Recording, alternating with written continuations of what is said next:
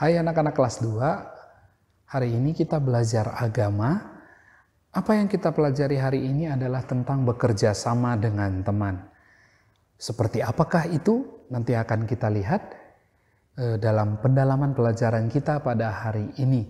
Nah, sebelum kita belajar, ada baiknya kita berdoa terlebih dahulu. Seperti biasa, seperti yang Bapak sudah ajarkan sebelumnya, kalian lipat tangan, tundukkan kepala, lalu kalimat doa yang Bapak ucapkan boleh kalian ucapkan ulang. Kita membuat tanda salib bersama-sama dalam nama Bapa dan Putra dan Roh Kudus. Amin. Terima kasih ya Tuhan atas hari yang baru ini. Hingga kami dapat belajar kembali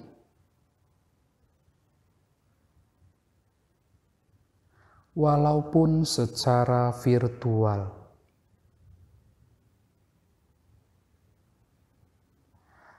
Berkatilah kami ya Tuhan,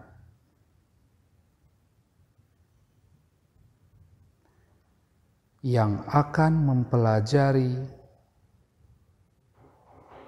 tentang bekerja sama dengan teman. Terima kasih ya Tuhan. Amin. Kita doakan salam Maria bersama-sama ya. Salam Maria, penuh rahmat Tuhan sertamu. Terpujilah engkau di antara wanita, dan terpujilah buah tubuhmu Yesus. Santa Maria Bunda Allah, doakanlah kami yang berdosa ini, sekarang dan waktu kami mati. Amin. Santa Angela, doakanlah kami. Santa Ursula, doakanlah kami. Santa Maria dari Inkarnasi, doakanlah kami. Amin. Dalam nama Bapa dan Putra dan Roh Kudus. Amin. Oke, anak-anak kelas 2. Minggu yang lalu, hari Selasa yang lalu, kita sudah mempelajari tentang aku dan temanku.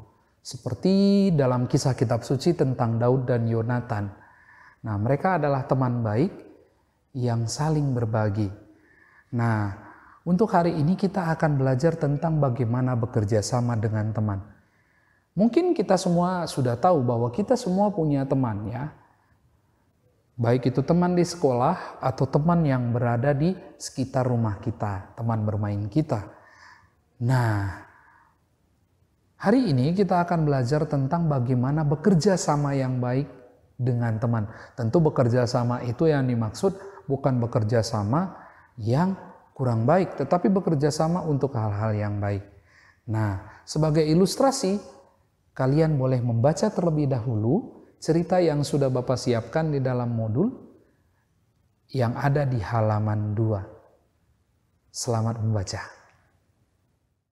Nah, anak-anak yang terkasih, tadi di dalam cerita sudah diterangkan tentang ada beberapa tokoh yang sedang bekerja sama membersihkan kelas mereka.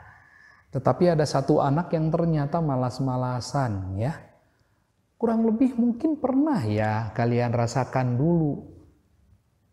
Ketika piket, membersihkan dan merapikan kelas, ada saja teman yang lalai dalam mengerjakan tugasnya, kabur, pulang. Karena biasanya piket kan dilakukan setelah selesai pelajaran. Nah, dia buru-buru pulang atau mungkin buru-buru ingin langsung ke ekskur. Sementara dia lupa tugasnya untuk merapikan kelas begitu. Mungkin kalian pernah menemukan hal yang seperti itu. Tetapi setelah ditegur oleh guru, anak yang tadi ada dalam cerita tersebut akhirnya sadar dan kemudian mau bekerja sama dengan teman sehingga pekerjaan mereka menjadi lebih cepat selesai dan menjadi rapi. Nah, sebenarnya anak-anak sekalian tahu tidak? Sebenarnya kerjasama itu tujuannya adalah agar pekerjaan kita menjadi lebih ringan dan cepat selesai. Hasilnya juga maksimal. Misalkan ketika membersihkan ruangan kelas ketika piket, ada yang membersihkan papan tulis, ada yang merapikan kursi, lalu kemudian ada juga yang merapikan daftar-daftar nama yang ada di kelas, atau misalkan ada kertas-kertas ulangan yang masih belum diambil dirapikan. Nah, pekerjaan menjadi cepat selesai ya kalau seandainya bersama-sama melakukannya. Coba kalau seandainya yang mengerjakan sendiri, pasti akan sangat lama selesainya. Nah, disitulah kegunaan bekerja sama. Tetapi jangan sampai ada juga anak yang di dalam kelompok tersebut kerjanya cuma malas-malasan. Teman-temannya sedang bekerja, sementara dia duduk-duduk. Temannya sedang capek-capek membersihkan kelas, dia malah bermain. Pekerjaan menjadi terhambat karena apa? Pertama, teman-temannya menjadi repot karena harus mengerjakan tugas yang seharusnya dikerjakan anak yang tadi yang suka duduk-dudukan saja. Nah, lalu yang kedua pasti akan marah ya. Ketika melihat, ini kok dia malas-malasan, langsung marah nantinya. Kamu gimana sih? Akhirnya pekerjaan berhenti. Ketika ada anak yang malas-malasan mengerjakannya, lalu yang lain malah menegur, malah marah-marah, hingga akhirnya bertengkar. Pekerjaan jadi selesai? Tidak. Nah, yang harus dilakukan dalam bekerja sama adalah kita harus mengerjakannya bersama-sama, dan jika pekerjaan kita sudah selesai, kita bisa bantu teman kita. Itulah kerjasama yang sesungguhnya. Nah, kalau misalkan kita bicara tentang isi kitab suci, kerjasama itu seperti apa ya? Mungkin kalian pernah dengar tentang orang lumpuh yang disembuhkan oleh Tuhan. Kita bisa lihat dalam tayangan yang akan Bapak tayangkan berikut ini. Nah, kalian perhatikan dengan baik apa yang dimaksud dengan kerjasama di dalam tayangan kitab suci tersebut. Nah, selamat menyaksikan. Minggir! Tolong jangan halangi jalan. Minggir! Kau! Mau dibawa kemana orang itu? Kami bawa dia untuk bertemu Yesus yang bisa buat mukjizat. Aku harus melihatnya. Ayo, lewat sini.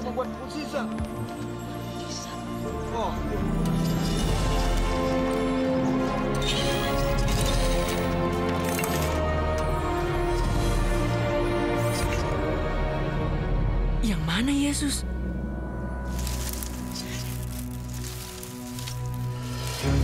Minggir kalian, kami mau lewat. Minggir, minggir kalian. Ayo, ayo.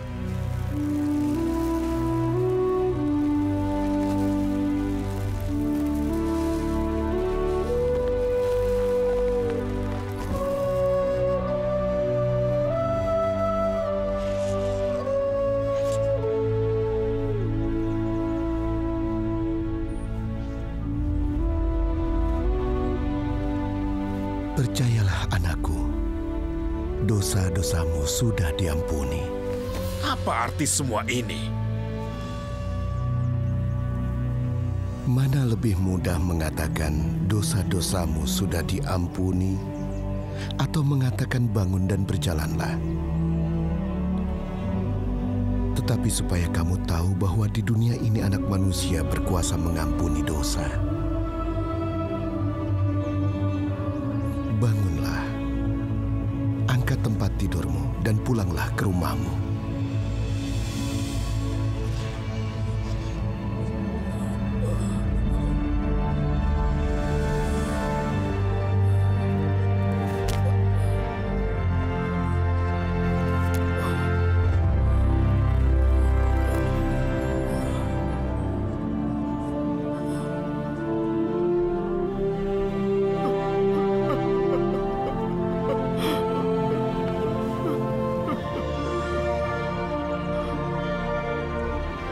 Lihat Joy, orang bisa membuat mujizat.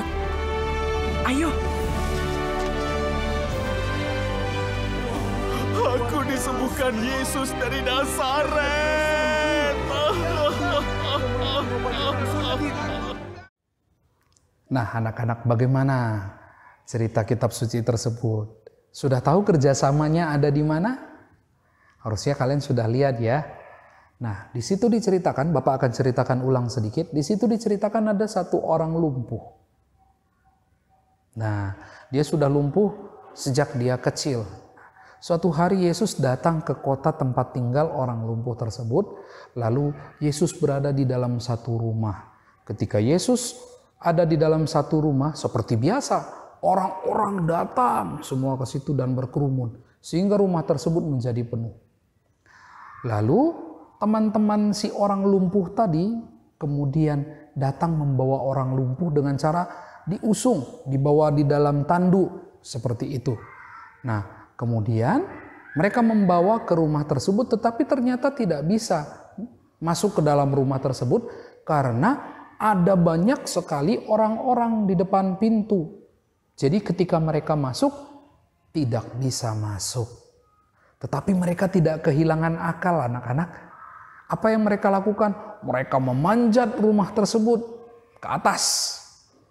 Lalu mereka membuka atap rumah itu, lalu menurunkan orang lumpuh itu dengan menggunakan tali, ya. Jadi tempat tidurnya, tanduknya diikat dengan tali, lalu mereka menurunkan orang lumpuh tersebut tepat di depan Yesus. Nah, lalu kemudian apa yang dilakukan oleh Yesus? Yesus sangat senang melihat kerjasama teman-temannya itu. Lalu kemudian karena kerjasama yang dilakukan oleh temannya itu dan kepedulian mereka terhadap temannya yang sedang sakit, Yesus mau menyembuhkan orang lumpuh itu. Sehingga orang lumpuh tersebut kembali bisa berjalan. Nah, apa yang sebenarnya yang ingin dilihat oleh Yesus di situ adalah bukan karena orang lumpuh tadi sakit. Ya, Yesus memang pasti mau menyembuhkan orang yang sakit seperti itu. Tetapi Yesus sangat senang melihat teman-temannya yang mau bekerja sama dan peduli kepada temannya yang sakit. Mereka bekerja keras dan tidak mau menyerah demi menyembuhkan temannya tersebut. Mereka menurunkannya dengan tali tepat di depan Yesus, sehingga Yesus kemudian menyembuhkan orang itu dan mengucapkan terima kasih kepada teman-temannya yang telah mau menolong orang sakit tersebut. Nah, anak-anak yang terkasih, apa yang bisa kita ambil? Apa nilai-nilai yang bisa kita ambil dari cerita tersebut? Nah, yang pertama adalah kita diajak untuk mau bekerja sama. Kalau ada pekerjaan yang sulit, kita diminta untuk mengerjakannya bersama-sama. Tetapi ingat, tidak selamanya bekerja sama itu boleh. Contoh, ketika penilaian harian atau ketika ulangan. Ulangan kan diminta untuk mengerjakan masing-masing ya. Tapi kalau seandainya ada yang kerjasama mengerjakan ulangan lalu kemudian atau mencontek, nah itu tidak boleh. Kerjasama yang dimaksud itu adalah misalkan ketika piket, kelas yang awalnya mungkin berantakan, tidak rapi, kalau dikerjakan bersama-sama akan menjadi rapi. Atau misalkan ketika kerja kelompok, membuat karya. Misalkan kalian membuat apa seperti itu, benda yang harus dikerjakan bersama-sama. Nah, itu dibutuhkan kerja sama. Atau ketika olahraga, ketika misalkan main sepak bola, kalau bermain sendiri bisa menang? Tidak. Tetapi di situ dibutuhkan kerja sama. Oper saling mengoper, lalu kemudian ketika lawan menyerang, kita bisa bertahan. Itu kerja sama. Tapi kalau ulangan tidak ya. Nah, lalu yang kedua, selain bekerja sama, kita juga diajak untuk peduli.